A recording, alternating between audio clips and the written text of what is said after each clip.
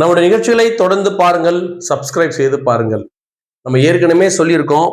இது தாவேகா செய்வது எல்லாமே அதிமுகவுக்கு ஒரு மறுமலர்ச்சிக்கான ஒரு காலமா இது அமைஞ்சிட்டு இருக்கு அப்படின்றது எந்த மாற்று கருத்தும் இல்லை.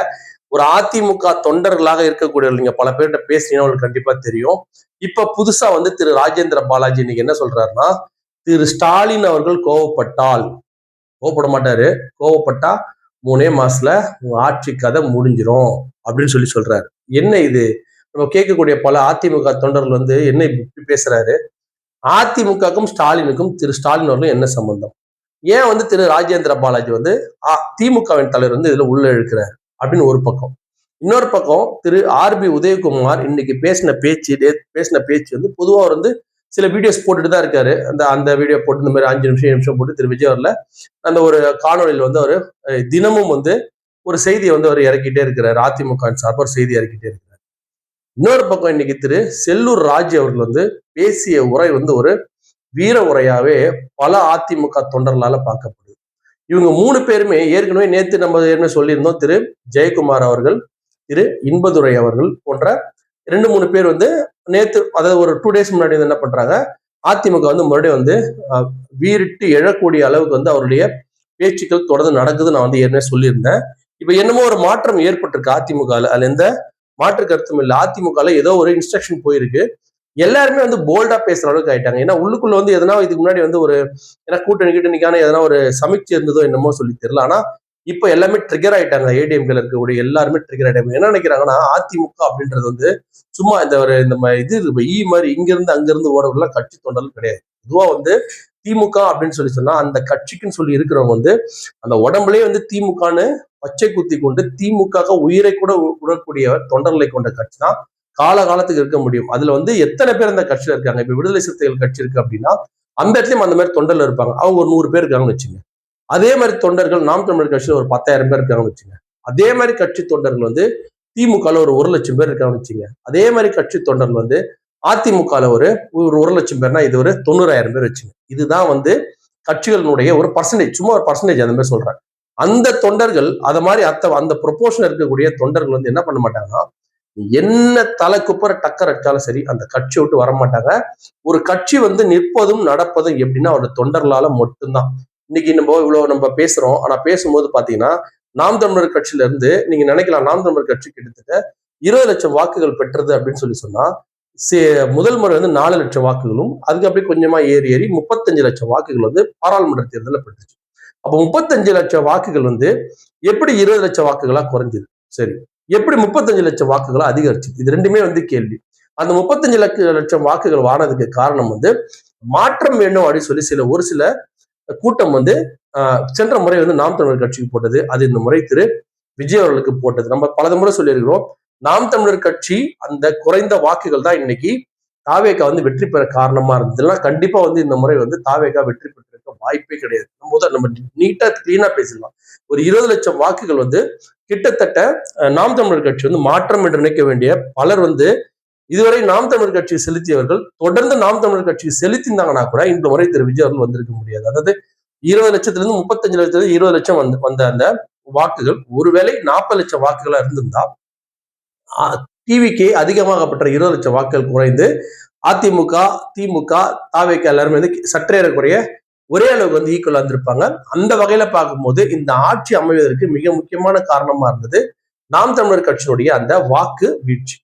சரி, இதுக்கும் நம்ம பேசுற டாபிக் என்ன சம்பந்தம் அப்படின்னா, முக்கியமான சம்பந்தம் என்ன அப்படின்னா, நம்முடைய அதிமுக போன்ற கட்சிகள் தொடர்ந்து இந்த தாவேகாவை எதிர்க்காமல் இருந்தது. அதிமுக, திமுக 2 கட்சி. ஆனா நாம் தமிழர் கட்சி தான் தொடர்ந்து எதிர்த்தது. அந்த கட்சி எதிர்க்கவே தான் வெறும் 107 தொகுதியில மட்டும் தாவேகா வென்றது. ஒருவேளை அந்த கட்சி தாவேகாவை நாம் தமிழர் கட்சியும் எதிர்க்காமல் இருந்திருந்தா கண்டிப்பா என்ன ஆயிருக்குன்னா, இன்னும் ஒரு பல தொகுதியிலிருந்து வெற்றி பெறதுக்கு அதிகமான வாய்ப்பு இருந்திருக்கும் அப்படின்னு எந்த மாற்று கருத்தும் கிடையாது. அப்ப நாம் தமிழர் கட்சி விஜயை எதிர்த்ததுனால அவருடைய வாக்கு சதவீதம் குறைஞ்சுதா அப்படின்னா கிடையாது. ஏன்னா அதிமுக, திமுக வாக்கு வங்கிகள் குறைந்ததை விட நாம் தமிழர் பெருசா வாக்கு வங்கி குறைஞ்ச மாதிரி எனக்கு தெரியல. என்னோட பாயிண்ட் ஆஃப் வியூ தெரியல. எல்லாமே ஈவனா தான் குறைஞ்சது. ஆனா திரு தாவேகாவோட விஜய் அவர்களுடைய அந்த அந்த இன்ஸ்டா புரட்சியை தடுத்து நிறுத்தியது நாம் தமிழர் சீமானவர்கள். இப்போ அதிமுக என்ன பண்ணுதுன்னா, இப்ப சீமான் அவர்கள் அமைதியாயிட்டார். ஆனா இப்போ அதிமுக திமுக ரெண்டு அடிக்குது. ஆனா திமுக அடிக்கிற அடியை விட அதிமுக அடிக்கிற அடி வந்து பலமாக இருக்கும் அப்படின்றதுல எந்த மாற்று கருத்தும் கிடையாது. ஏன்னா திமுக வந்து எதிரி கட்சியா பாக்குறாங்க. ஆனா அதிமுக என்ன பண்றாங்கன்னா கட்சியை அழிக்க பாக்குறாங்க. ஒரு கட்சி எதிர்கட்சியா வைக்குது தாவேகா. அதே நேரத்துல ஒரு கட்சி அழிக்க பாக்குது. எவன் ஒருத்தனை வந்து அழிக்க முயற்சிச்சான் அவன் தான் வந்து வீறிட்டு எழுவான். அது போல அதிமுக இருக்கக்கூடிய இந்த தலைவர்கள் இப்படியும் பேசுவார்கள் அப்படின்றத நம்ம இப்பதான் பாக்குறோம். திரு ஆர் பி உதயகுமார் மற்றும் திரு செல்லூர் ராஜி அதாவது செல்லூர் ராஜி அவர் பேசிய பேச்சு வந்து நம்ம எதிர்பார்க்கவே இல்லை. இந்த அளவுக்கு வந்து ஒரு சிறப்பான பேச்சு அவர் பேசுறாரு. இவ்வளவு தைரியமா வீரமா அவரை வந்து ரொம்ப கிண்டல் கேலி பண்ண இந்த காலகட்டங்கள்ல வந்து இந்த அளவுக்கு பேசக்கூடிய ஒரு தலைவரா திரு செல்லூர் ராஜு அவர்கள் என் கண்ணுக்கு பட்டாரு. இவர்கள்லாம் வந்து சரியான முறையில சென்ற முறை வந்து தேர்தல் பிரச்சாரம் பண்ணாதால் தான் இவங்க ரெண்டு பேரும் வந்து மதுரை ஆர் பி உதயகுமார் மதுரை மற்றும் திரு செல்லூர் ராஜு மதுரை இந்த மதுரையில பாத்தீங்கன்னா கிட்டத்தட்ட சற்றேறக்குரிய ஒரு 8 தொகுதியில கிட்டத்தட்ட ஒரு 80% தொகுதியில வந்து டிவிகே வின் பண்ணிடுச்சு. அந்த மாதிரி மதுரை, கோயம்புத்தூர், சென்னை, திருவள்ளூர், காஞ்சிபுரம், செங்கல்பட்டு தான் மெயின். இங்க அது எல்லாமே சிட்டி பேஸ். அந்த சிட்டி பேஸ் சம்பந்தப்பட்ட எல்லாத்திலுமே டிவிகே வின் பண்ணவே தான் இந்த அளவுக்கு வந்து வெற்றி ஆயிடுச்சு. மத்த ரொம்ப இடத்துல கிராமப்புறம் ரொம்ப இடத்துல வந்து டிவிகே வெற்றி இல்லை. ஆனா நல்ல வாக்குகள் வாங்கிக்கிறாங்க, வெற்றி இல்லை. ஆனா இந்த 3 மாதத்துல ஆட்சிக்கு திரு ராஜேந்திர பாலாஜி முல்ல ராஜேந்திர பாலாஜி மட்டும் இல்லாம திரு உதயகுமார் கூட இப்ப ரொம்ப வீரியமா பேச ஆரம்பிச்சாங்க. 6 மாசத்துல ஆட்சிக்கு விழுப்பாரு, 3 மாசத்துல ஆட்சிக்கு விழுப்பாரு சொல்லிட்டு. என்னன்னா விஷயம் என்னன்னா இவங்க எல்லாம் வந்து ஆல்ரெடி சொன்ன பழம் தின்னு கொட்டை போட்டவர்கள். இவங்க எல்லாம் தெரியும். வெளியில போனவங்களை பத்தியும் தெரியும், உள்ள இருக்கிறவங்க பத்தியும். வெளில போனவருடைய அவரோட தொடர்பு கண்டிப்பா இருக்கும். ஏதோ ஒரு கேம் நடந்துட்டு இருக்கு அந்த இடத்துல. சோ இவரை வந்து அடக்க வேண்டிய அவசியம் வந்து கண்டிப்பா ஏற்படும். மக்களுக்கு இவர் மேல என்னைக்கு ஒரு சிறியதா வெறுப்பு ஏற்பட ஆரம்பிக்கிறதோ அன்னைக்கு இந்த கட்சிகள் 2 கட்சிகளும் ஏதோ ஒரு பிளான் வச்சிருக்கிறாங்க. அந்த பிளானை கண்டிப்பா இம்ப்ளிமெண்ட் பண்ணுவாங்க. இம்ப்ளிமெண்ட் பண்ணி ஏன்னா 2 கட்சியும் ஏற்கனவே பேசியிருக்காங்கன்றதுல எந்த மாற்று கருத்தும் கிடையாது.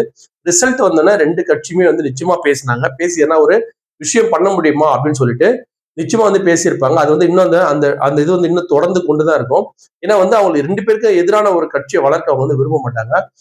மக்கள் வந்து ஒரு டைம்ல வந்து கண்டிப்பா இந்த ஆட்சி வேணான்ற முடிவு கண்டிப்பா எடுப்பாங்க. ஆஹா இது நம்ம தப்பான வேலை பண்ணிட்டோமேனு அது அவங்களுக்கு தெரியும். சென்ற முறை வந்து அவங்க கொஞ்சம் வீக் ஆயிட்டாங்க. காரணம் கடைசி 5 நாள் தான் திரு விஜய் அவர்களுடைய ஒரு ஒரு ஒரு ஒரு எழுச்சி வந்து ஏற்படுச்சுன்னு சொல்லலாம். அதுக்கு முன்னாடி வரைக்கும் திரு விஜய் அவர்களுடைய எந்த விதமான தொகுதியில வந்து வெற்றி பெறுவாரான்றது மிகப்பெரிய கேள்விக்குறியா இருந்தது. அவர் தொகுதியில அவர் வெற்றி பெறுவாரா? ஏன்னா 2 தொகுதியில போட்டி போட்டார். நம்பிக்கை ஒரு தொகுதியில போட்டி போட்டார். 2 தொகுதியில போட்டி போட்டாரா அவருடைய கான்பிடன்ஸ் லெவல் உங்களுக்கு தெரிஞ்சிருக்கும். அந்த அளவுதான் இருந்தார். ஆனா கடைசி 5 நாள்ல எல்லாமே மாறி இந்த மாதிரி ஒரு சுச்சுவேஷன் மாறிச்சு. அது அடுத்த முறை நீடிக்குமான்றது ஒரு மிகப்பெரிய ஒரு கேள்விக்குறி. ஒருவேளை வந்து இந்த 2 கட்சியும் சேர்ந்து ஆட்சியை கலைச்சா கூட மறுபடியும் எலெக்ஷன் வச்சா அதே மாதிரி அளவுக்கு இந்த மீண்டும் டிவிகே வருவதற்கான வாய்ப்பை ஒழிப்பதற்காக தான் ஒரு 6 மாசம் அமைதியா இருக்கிறாங்க. சோ தொடர்ந்து அதிமுகவும் திமுகவும் இந்த ஆட்சியை நேரம் பார்த்து கவிழ்க்க முழு முயற்சி எடுத்துக் கொண்டிருக்கிறார்கள் என்ற எந்த மாற்று கருத்தும் கிடையாது.